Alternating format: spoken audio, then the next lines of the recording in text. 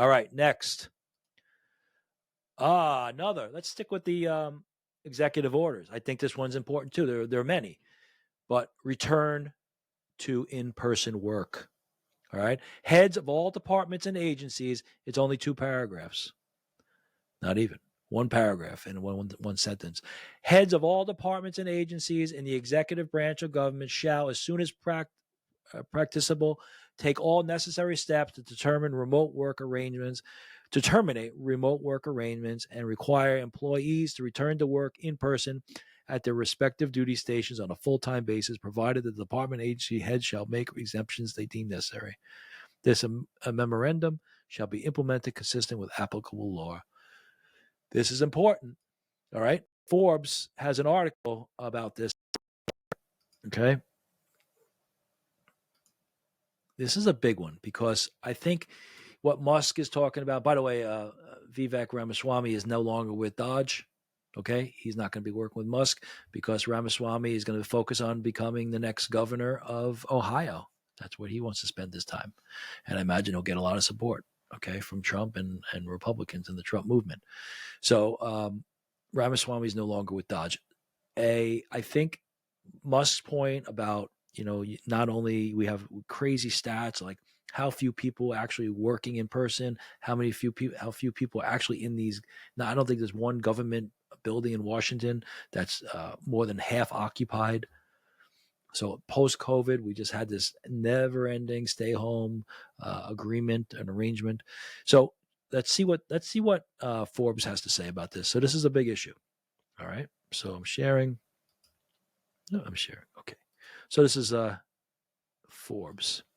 Trump ends remote work for federal employees, hoping to shrink the federal workforce.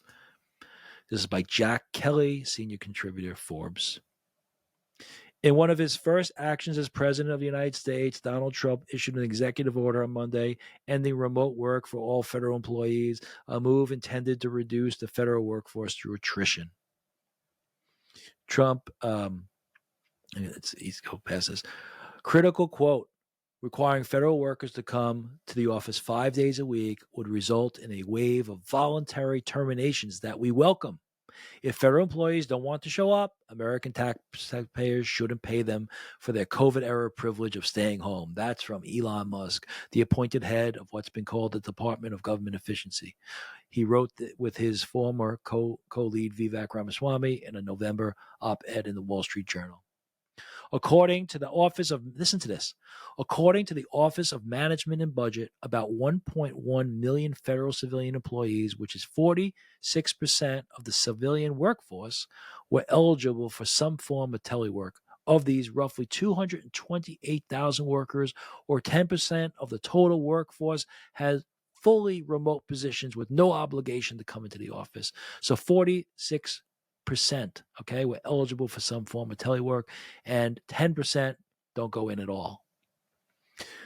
Officials confirmed on Monday that Ramaswamy has stepped down from Dodge as he prepares to launch his campaign for Ohio governor in 2026, leaving Musk as the sole leader of the advisory group.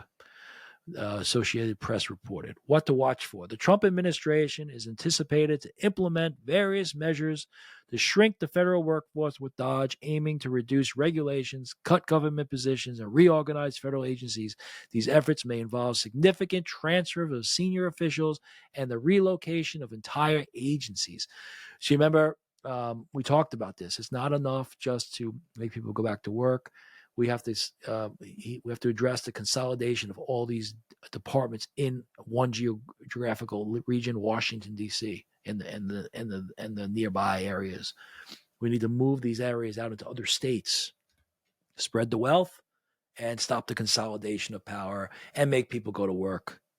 You got to go to work. You got to show up, and if you don't, well, then we shouldn't have to pay you.